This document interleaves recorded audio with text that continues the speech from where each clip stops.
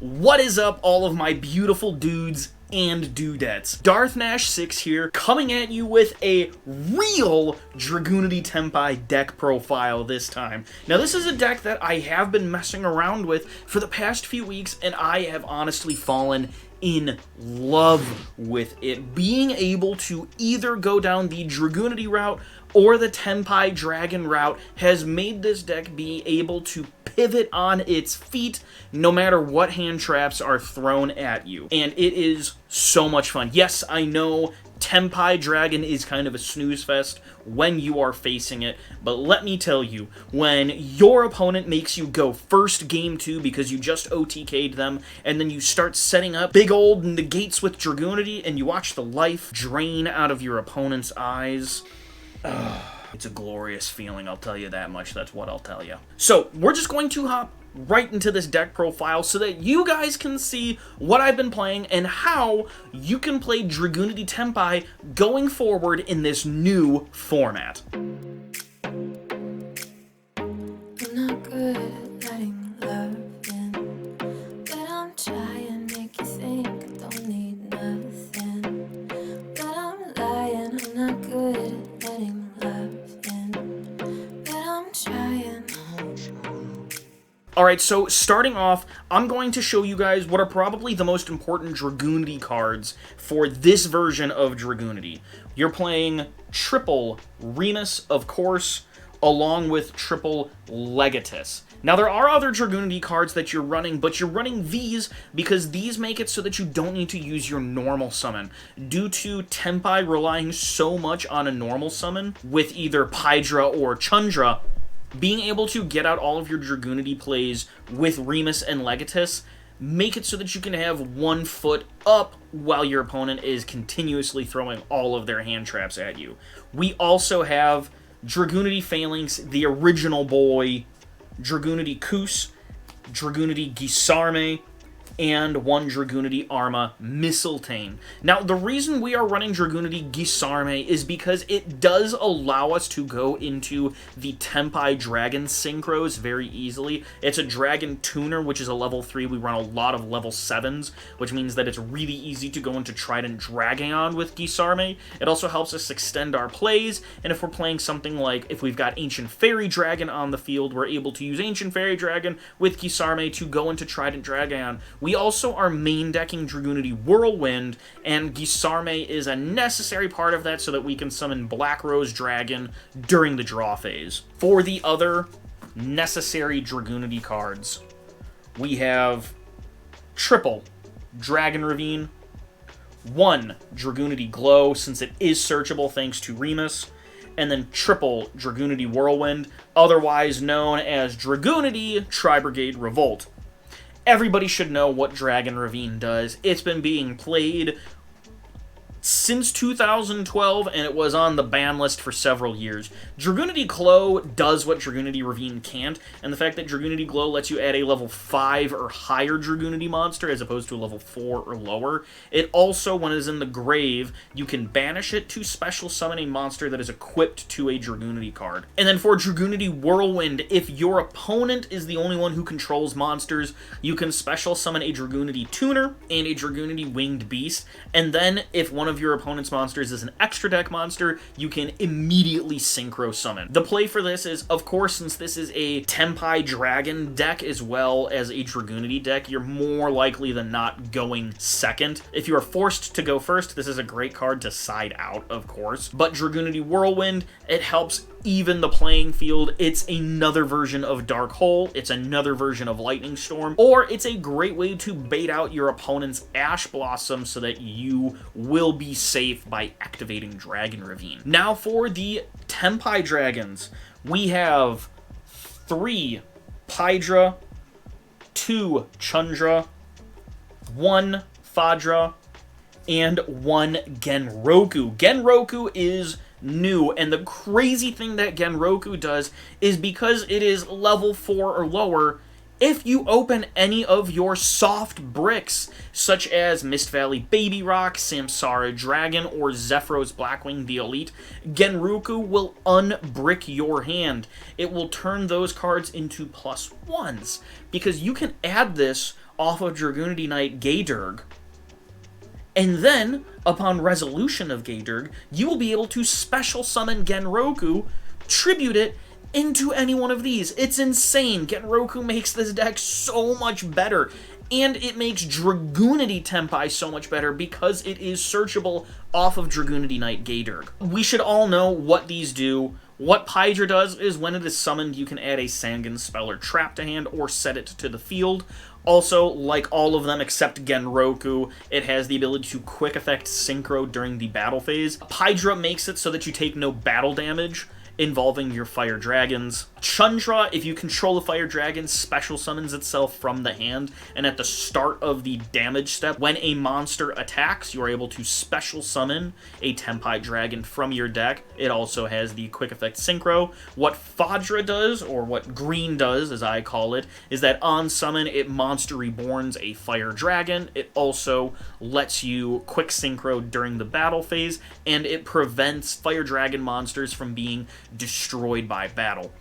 Genroku, if it is added to the hand anyway, except by drawing it, you can special summon it. If you summon it this way, you can make it a level 4 tuner. Also, you can quick effect tribute it to special summon a Tenpai from deck. If you do use that effect, though, you are locked into dragons for the rest of the turn, but because we played Dragunity and have that same exact lock on Dragunity Remus, that doesn't really matter to us. For the Tenpai spell and traps, otherwise known as the Sangan spells and traps, we've got triple Sangan summoning and triple Sangan Kaiman. Now, Sangan summoning prevents it so that during your main phase 1, only yours, not your opponent's, just your main phase 1, your opponent can't really do anything to any of your fire dragon monsters.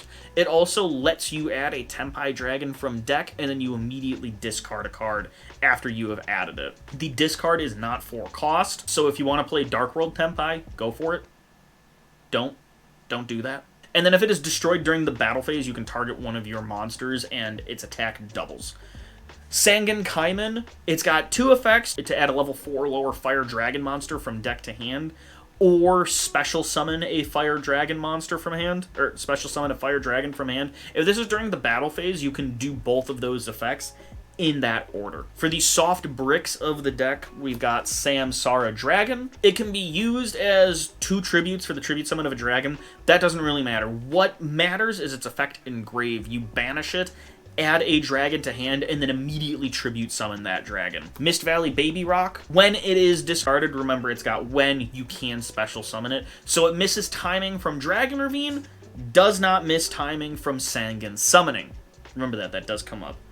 Blackwing Zephyros the Elite, it's once per duel effect to summon itself from the grave by bouncing a card to hand, and then you take 400 damage. And then Red Eye's Darkness Metal Dragon, it's got a hard once per turn now thanks to the errata, but you can banish a dragon on field to special summon it, and then special a dragon from hand or grave. We've got our consistency cards in Pot of Prosperity, and then we have 2 Triple Tactics Thrust. We do have a lot of thrust targets. We've got 1 Triple Tactics Talent, 3 Dark Hole, 2 Lightning Storm, 1 Harpy's Feather Duster, 1 Change of Heart,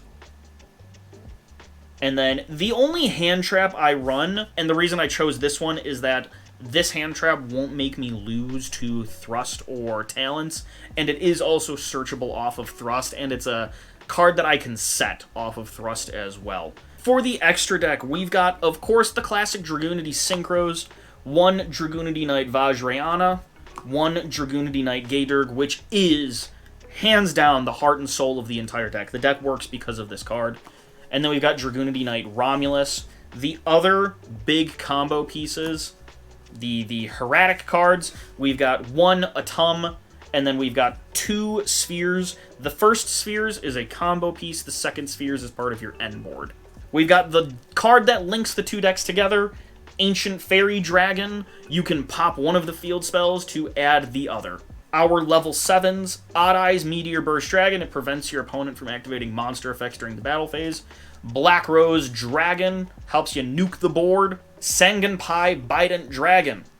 which is another level 7. What this does is on summon, you can target a Tenpai Dragon in grave, special summon it. If 3 or more attacks have been declared during the battle phase, you can special summon it from the grave and then pop a spell or trap on the field. That is a once per duel effect. Now for the level 10s, we've got Sangenpai Transcendent Dragon, which is kind of a better version of Odd Eye's Meteor Burst. Your opponent just can't activate cards or effects during the battle phase. If 3 or more attacks are declared, you can special it from the grave and then destroy a monster on the field, and that is also a once per duel effect. We've got Trident Dragon, the one, the only, that everybody loves. Thankfully, I have asked a friend to borrow it. Dragunity Knight Ascalon, non-once per turn, banish a Dragunity from grave to target a monster on your opponent's side of the field and banish it, and then if it is destroyed by your opponent, you can synchro summon a Dragunity with 3,000 or less attack. And then Dragunity Knight Aredbear, which is just bigger, badder Crystal Wing. You banish a Dragunity to negate and banish the activation of a monster effect, and then if it is destroyed by your opponent, it's Harpy's Feather Duster. For the last level 10, we have Bestial Dispatter can bring back your Zephyros or your Samsara to help go into Hieratic Seals. It also is another card that you can target with Crimson Dragon, which really does bring this whole deck together. Crimson Dragon can target any one of these to synchro summon out the other. Another thing that I would usually do is Crimson Dragon can target Ancient Fairy Dragon to bring out Black Rose Dragon on my opponent's turn, which will stop them. You know, a hindrance to me, but I usually have enough follow-up by that point. Okay, so here's what you're going to do if your opponent makes you go first with this very obvious Tenpai deck that you've been playing. Now this is where the Dragunity engine comes in. So, let's say you have opened a hand with Pydra, or really any way to get to Pydra. This could be Pydra, this could be Sangenkaimen. So you're going to normal summon Pydra. Pydra on summon, you're going to add the field spell. The field spell is what's necessary here. You're going to activate the field spell. You are going to add Chundra to hand, and then discard a card. Now you're going to special summon Chundra, since you've got a Fire Dragon on the field. You're going to synchro into a level 7 Ancient Fairy Dragon. Ancient Fairy Dragon, you're going to pop the field spell, gain 1,000, add Dragon Ravine. You're going to activate Dragon Ravine. You're going to discard a card to add Dragunity Remus to hand. Now you're going to activate Remus, discarding it to add another Ravine to hand. You're going to activate this second Ravine. Now you're going to pitch a card to add Dragunity Legatus to hand. Legatus, you're going to special summon since you have Ravine. Then you're going to activate Remus Engrave to special summon. You're going to synchro 6. Remember, Remus will get banished to go into Dragunity Knight Gaydurg. Gaydurg is going to add Zephyros, then discard Zephyros.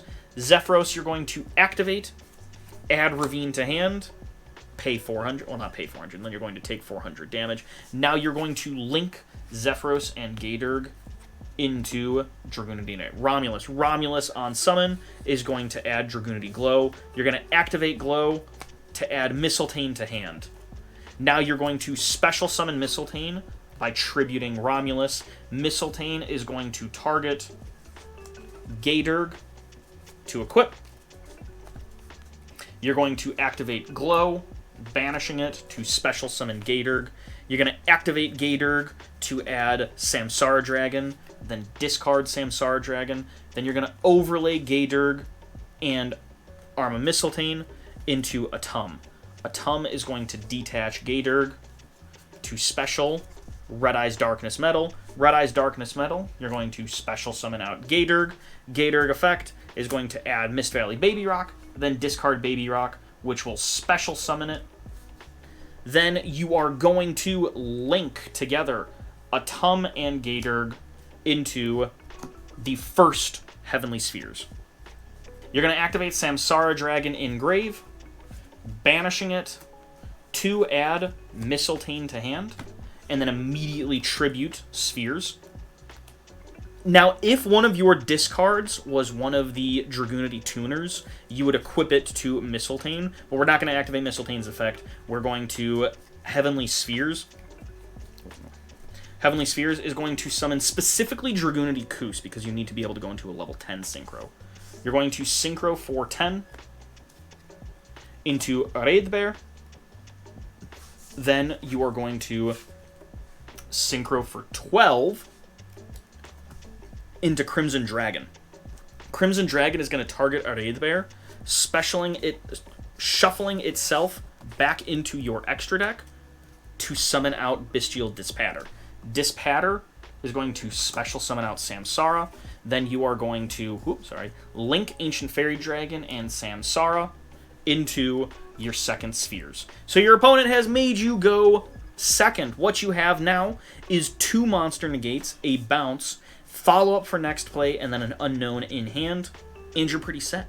And also, if you would like to know how I do my Dragunity version of the Trident Dragon and OTK, please check out the link that I'm going to put up here above the video to my YCS Raleigh Dragunity deck profile so that you can watch the combo of how to synchro summon Trident Dragon in the battle phase with Dragunity. I hope you guys have an awesome day, and I'll see you around.